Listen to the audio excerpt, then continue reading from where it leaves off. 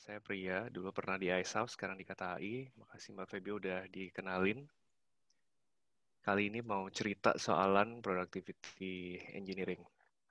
Ngedengerin dari slide-nya Mas Mudi tadi bener-bener bikin apa ya, deja vu. Karena slide-nya Mas Mudi jauh lebih encompassing the entire spectrum daripada slide saya.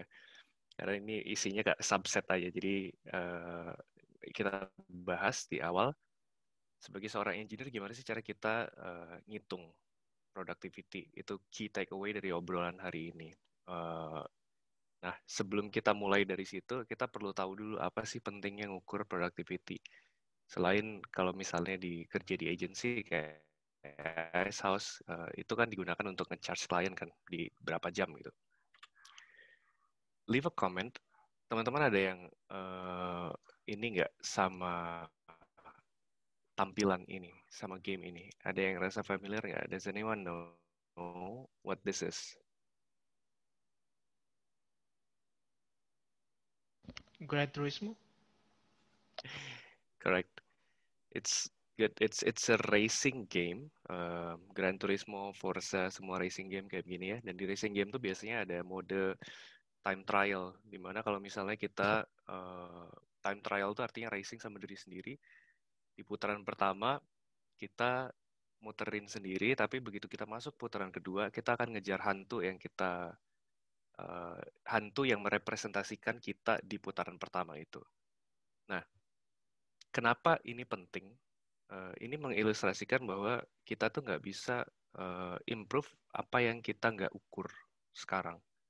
Jadi before you can go faster, before you can improve, kita mesti ngitung dulu sekarang standar kita tuh seperti apa. Misalnya sama kayak orang mau nurunin berat badan, kan nggak bisa nurunin tanpa tahu sekarang beratnya berapa. Mau lari cepat, nggak bisa lari lebih cepat kalau belum tahu sekarang berapa gitu kan.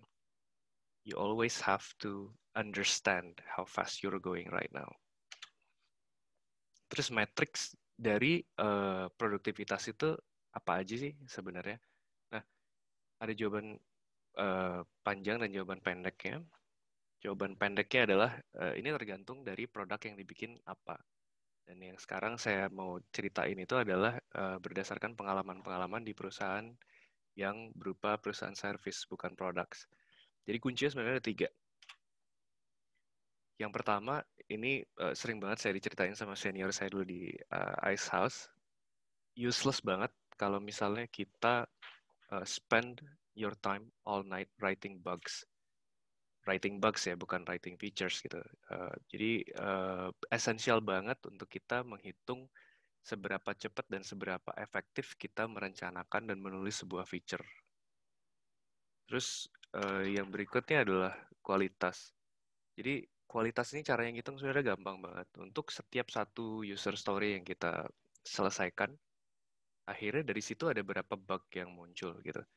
Karena sia-sia kalau misalnya kita bikin apa ya satu feature dalam waktu semenit gitu misalnya. Terus QA ngecek hasilnya ada 1.000 bug. It's useless. Mendingan kita take our time, uh, spend your time wisely di planning dan benar-benar kirim sebuah kerjaan yang meaningful. Ini nyolek ke slide-nya Mas Mudi tadi. Nah, terus masih di soalan kualitas ini senada juga. Kita tuh nggak ada gunanya kalau ngebikin sebuah feature yang udah cepet, nggak ada bugnya tapi nggak bisa kepake juga sama klien. Jadi ini paling penting banget ini accuracy kan. Accuracy itu adalah apakah benar ini tuh yang diminta oleh klien. Kayak gitu. Karena relationship kalau di sebuah service company itu adalah hubungan antara kita sebagai engineer, product manager, project manager, program manager dengan klien adalah mereka bilang ke kita value apa yang mereka inginkan dari sebuah project ini dan kita deliver. Jadi kalau misalnya kita nggak ngedeliver sesuai yang mereka mau, mereka kan ngerasa wasteful gitu ngasih duit ke kita. Gitu kira-kira. Terus gimana caranya get better on all 3 points ini? Apakah apa ya metode-metode yang bisa kita lakukan untuk menjadi engineer yang lebih baik gitu? Sama saya akan kasih waktu semenit buat teman-teman saya mau nanya biar agak interaktif ya. Apa sih key difference antara junior dan senior engineer? Ada yang mau chip in dulu nggak di kolom komentar?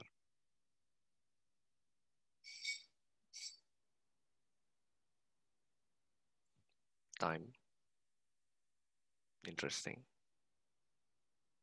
Durasi kerja, skill, pengalaman. Senior lebih banyak tahu best practices, pengalaman, jam terming, jam terming, coding speed, mantap. Ada lagi? Usia. Oke, okay. I will not take that personally. Tingkat gaji, knowing what you don't know, experience and prudent. Senior lebih ngerti, oke, okay, interesting. Senior lebih tahu takaran produktivitasnya. Cool. Uh, semuanya valid jawabannya. Jadi apakah seorang senior engineer itu codingnya lebih cepat gitu ya?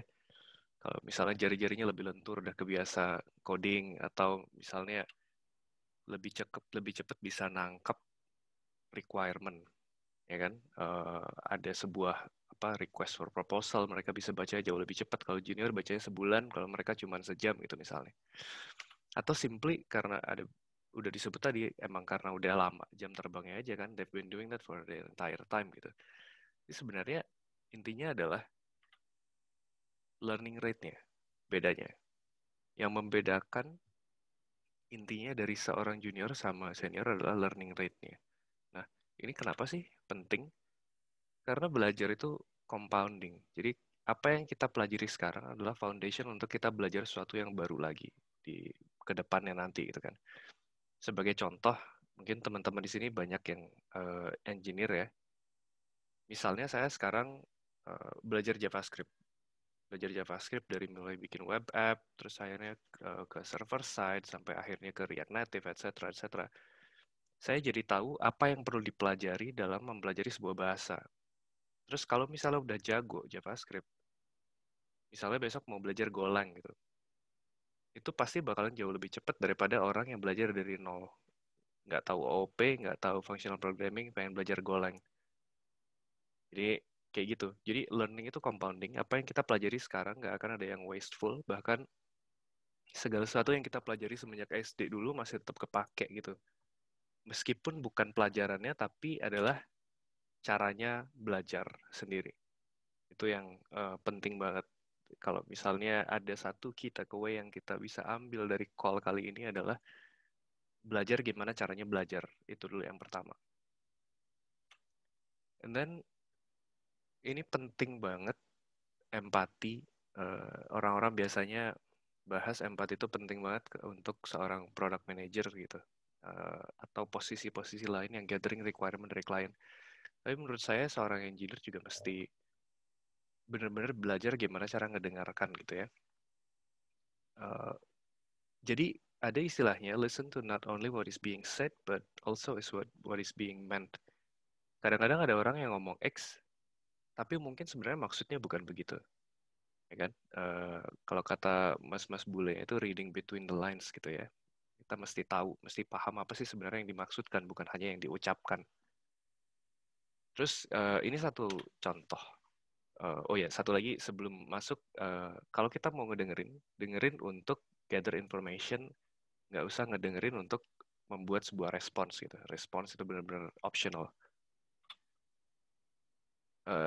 Ada yang familiar sama bukan urban legend ya sebenarnya, bukan sejarah juga, cerita dari Raja Midas. Ada yang familiar nggak sama cerita ini? Jadi saking terkenalnya banyak yang tahu. Yang dia bilang adalah kayak gini, dia adalah seorang raja yang udah kaya banget. Tapi dia sekarang pengen alkemis untuk apa ya, membuat sesuatu keajaiban. Dia pengen semua yang disentuhnya berubah jadi emas. Itu yang dia bilang. Jadi si Midas ini ceritanya adalah klien, jadi dia punya project manager, dia punya business analyst gitu kan. Project manajernya udah mulai ngebikin presentasi yang cakep, soalan solusi yang mereka mau iniin. Akhirnya bener ngedeliver persis apa yang diminta. Itu adalah segala sesuatu yang disentuh sama dia akan jadi emas. Tapi apa yang kejadian, justru ribet kan sekarang. Makannya mesti disuapin, karena kalau dia pegang sendok, sendoknya jadi emas. Kalau misalnya kalau suka makan pakai tangan gitu, begitu diambil buliran nasinya jadi emas. Gak bisa minum juga, karena gelasnya jadi emas, terus airnya juga jadi emas. Seperti diilustrasikan di foto, bukan foto, ini gambar yang ada di sini. Nah, terus sekarang kalau udah kejadiannya kayak gini, siapa yang salah? Ya kan? Padahal requirement udah bener, apa segala macam, kita udah nge-deliver sesuai yang diminta, tapi tetap value-nya nggak keiniin. Nah, sebenarnya mungkin ini adalah sebuah classic tale of misunderstanding the requirement. Klien bilangnya apa, klien bakalan selalu minta, uh, kalau katanya Henry Ford, kalau misalnya kita dengerin apa kata klien, apa kata orang-orang, they would have wanted faster horses gitu. Tapi instead dia malah membuat kart yang diisi roda, akhirnya jadi mobil gitu kan.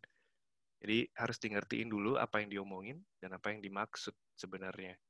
Jadi, intinya di sini sebenarnya adalah Midas cuma butuh project manager yang lebih baik gitu. Karena apa yang dia mau sebenarnya adalah ini. Saya kaya sekarang, tapi saya ingin lebih kaya lagi gitu. Jadi that's one story soalan gimana cara kita apa ya seharusnya bisa mendengarkan lebih baik gitu kan. Terutama buat teman-teman yang client facing dan sebagai engineer juga kita harus kayak gitu.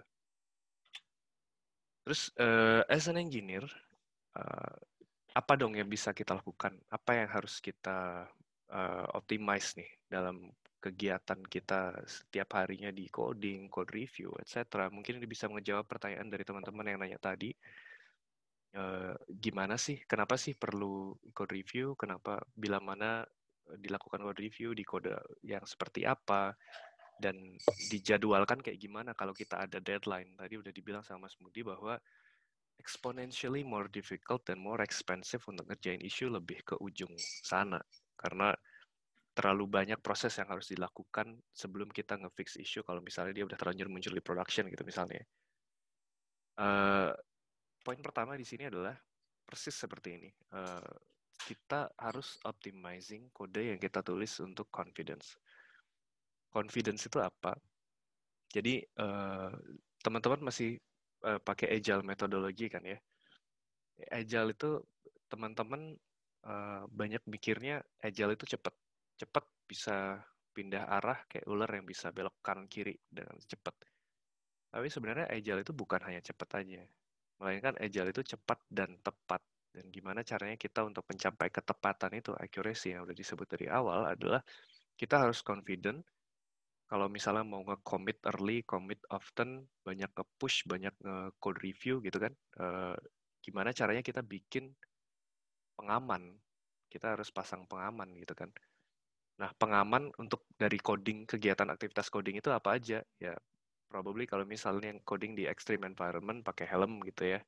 Tapi kalau misalnya hanya di safe environment, kita hanya membutuhkan unit testing, integration testing, code review, pair programming, any of those. Pilih salah satu atau beberapa yang mau dilakukan dan harus konsisten. Jadi dengan cara kayak begini, kalau misalnya udah ada unit test, kita nggak perlu lagi kode yang udah kita bikin sekarang nyenggol feature yang kita udah deliver minggu lalu di sprint sebelumnya. Kayak gitu kira-kira. Jadi automated test, integration test, dan automated deployment gitu. Karena kalau misalnya teman-teman ada yang ngikutin film Matrix, do not send a human to send the machine's job gitu. Karena that's what human do kan. Kita apa ya, we screw up gitu. Sementara kalau robot, kalau dikasih instruksi yang benar, konsisten, maka dia akan selalu melakukan hal yang benar 100% of the time. Ya seperti itu. Kita mesti bikin environment di mana orang bisa coding dengan nyaman. Gitu. Terus yang kedua adalah prepare for optimize for elasticity. Elasticity itu maksudnya apa? Kalau misalnya kita mau ngerilis sebuah feature atau sebuah produk, dan kita ini adalah sesuatu yang baru dan tentu kita nggak tahu dong. Kita berharap akan punya 1 juta user di bulan pertama, tapi belum tentu itu yang terjadi kan. Jadi kita bisa optimize untuk berapa, misalnya 1.000 gitu estimasi di awalnya. Tapi kita juga mesti punya rencana.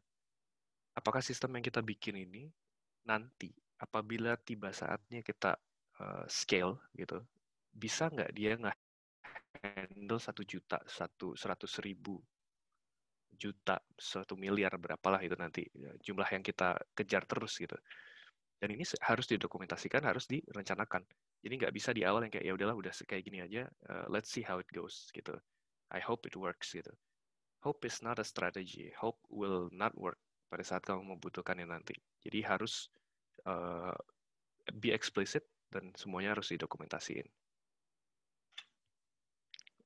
Lalu kita mesti optimize juga buat feedback loop dan security. Ini sebenarnya 2 item.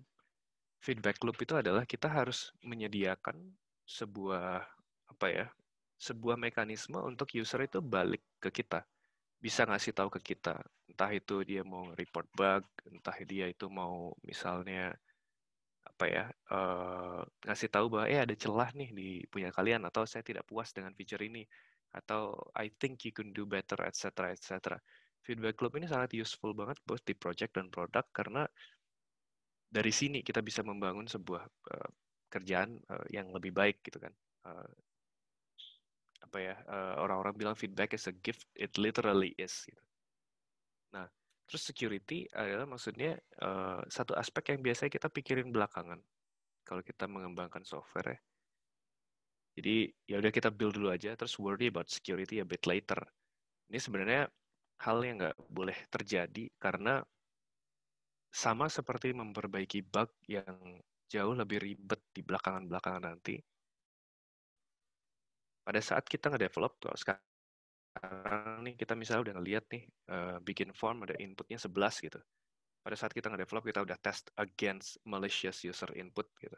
Akan lebih gampang daripada nanti pada saat udah ke deploy, kita ambil lagi kodenya, kita cherry pick lagi, lihat di mana masalahnya. Jangan nunggu sampai ada bug yang di-report against security gitu, karena it's about trust kan. Jadi itu feedback loop and security, kita mesti harus tetap optimize against that. Jadi semuanya ini, confidence, elasticity, feedback loop, security adalah the foundation of agile methodologies gitu. Nah, surprisingly, well, unsurprisingly, karena saya yang nulis slide ini, jadi the next slide is going to be the last slide yang menceritakan soalan apalagi nih yang bisa kita pelajari dari pengalaman saya sebagai software developer yang ngebangun sistem-sistem yang scale gitu kan. Yang pertama adalah ini kita baru aja kemarin kegigit keras banget di sini. You should never reinvent the wheel. Contohnya misalnya pada saat kita dihadapkan ke satu masalah, engineers itu kan problem solver ya. Kadang-kadang kita ngerasa kayak ini adalah permasalahan yang cuman saya yang pernah alami, dan saya akan selesaikan dengan cara saya sendiri. Most of the time it's not that. Permasalahan yang kamu pernah alami, yang kamu alami sekarang, mostly orang lain udah pernah mengalaminya. Jadi kita belajar nge-leverage apa ya, pengalaman-pengalaman dari teman-teman yang udah mengalami sebelumnya, dan gunakan solusi apa yang pernah mereka perbuat. Jadi nggak usah pernah reinvent the wheel, misalnya kayak let's say for one example, kita mau komunikasi di antara 2 service gitu kan. Kita bisa pakai library, REST API, etc. untuk nge-generate-nya. Tapi ada juga orang-orang yang kayak, asik nih kalau kita invent protokol baru nih. Kita via protokol yang UDP, terus biar synchronous, etc. gitu kan. Everything is a fun problem to solve, tapi kalau misalnya within the restrictions of the budget and timeline, etc., never ever reinvent the wheel. Jadi ini tuh kayak orang lain udah puluhan ribu jam dan berapa ratus ribu bola mata yang ngeberesin ini, terus nggak bisa dibandingin sama effort kita yang kayak setiap weekend coding untuk solving one issue gitu. It's totally different. Jauh lebih efektif kalau kita pakai solusi yang udah ada. Terus next ini yang kayak Mas Mudi udah ceritain tadi, kita harus belajar how to sense gitu. Kalau dulu senior saya di Asas bilang learn how to smell. Pada saat sebuah project masuk ke satu fase, kita tuh bisa ngerasain ada yang salah nih. Kayaknya harusnya nggak seperti ini gitu. Atau this is probably too good to be true, etc. etc. gitu kan. Dan itu yang membuat kita apa ya, semakin senior orang, semakin cepat ngerasa bahwa oh ini kayaknya harusnya seperti ini, bukan seperti itu. Nah, granted ini memang muncul, how to sense ini kita akan semakin baik dalam hal ini seiring dengan jam terbang kita. Semakin lama kita jadi engineer, semakin tahu kira-kira kayak begini yang baik, kira-kira kayak begini. Kalau situasi seperti ini, maka seperti itu. Jadi otak kita itu udah kayak apa ya, udah kayak black box model gitu. Kita nggak tahu exactly apa yang salah, tapi kerasa dan kita bisa mulai cari tahu dari sana, gitu kan. Tapi sebenarnya ini sesuatu yang bisa kita pelajarin. Ini nggak usah senior banget, nggak usah cuma ngandelin jam terbang doang. Dengan cara kita mulai quantify pemikiran kita tuh kayak gimana gitu ya. Orang-orang bilang trust your instinct, trust your gut, tapi what I say adalah okay, trust your gut, tapi validate gitu. Pada saat kita ngerasa kayak ini ada yang salah nih, kita runut, terus kita validate. Oh, dari sekian kali gut feeling saya mengatakan bahwa ada sesuatu yang salah, ternyata dari 5 kali 3 yang benar. Terus yang 2 ini kita scrutiny. Kenapa sih kemarin seperti itu? Saya salah estimate, etc. Jadi itu penting banget. Terus I think my last point would be adalah to be nice. You work in a team, dan don't be an asshole gitu. Karena di mana-mana di perusahaan itu kalau misalnya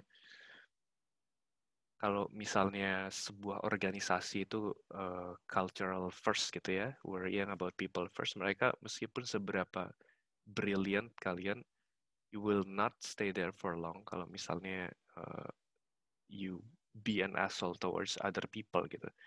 Jadi nggak ada tempat di sebuah organisasi untuk brilliant jerks gitu istilahnya. Jadi whatever you have, whatever hard skill you have, harus diimbangi sama soft skill yang benar-benar apa ya, bisa play well with others. Kalau misalnya kita emang apa ya, by nature itu contohnya kayak mukanya judes gitu, atau kita emang orangnya nggak talkative, etc. Tapi ada effort-effort yang bisa dilakukan untuk biar kita bisa lebih socially acceptable dan socially accepting towards other people gitu ya. Dan the last point that I would make di sini adalah learn to give and receive feedback. Ini juga dibahas tadi pada saat Mas Budi cerita soalan code review. Apakah boleh nge-defend gitu hasil code reviewnya? Boleh di-defend asal kita tetap objektif dan gimana cara menyampaikan itu benar-benar ngaruh banget. Contoh misalnya kita ngelihat ada yang merge request, terus kodenya itu benar-benar berantakan gitu. Of course kita bisa komen di sana, mention orangnya dan bilang bahwa kode kalian shitty gitu. But then receptionnya dia bakal nggak enak dan defensif kan. It will be a totally different thing kalau misalnya kita kasih constructive feedback. Kita highlight misalnya di line segini you could have done this, kalau di sini terlalu banyak iteration, terlalu banyak looping, terlalu banyak ini, harusnya kita pakai ini. Kenapa kalian pakai sebuah library yang nggak standar and so on and so forth gitu. Jadi feedback is a gift if you know how to receive it and if you know how to give it. Jadi it's always 50% the content of the feedback and the other 50% is how you present that feedback. Jadi itu aja dari saya. 11 short slides that will hopefully be valuable to you and get you thinking at least something. Gitu. Terima kasih.